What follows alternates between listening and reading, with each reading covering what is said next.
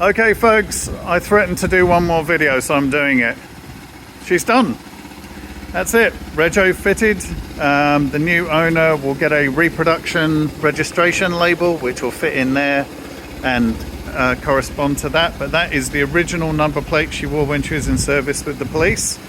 So what you're seeing is UGS 93, almost back to complete configuration. The only thing missing here would be the comms and the digital speedo, the Ballinger SDS, which the new owner has decided not to fit because this will be going into ceremonial detail, into ceremonial duty, so it won't be required as part of that operation. But I think we can agree she looks awesome.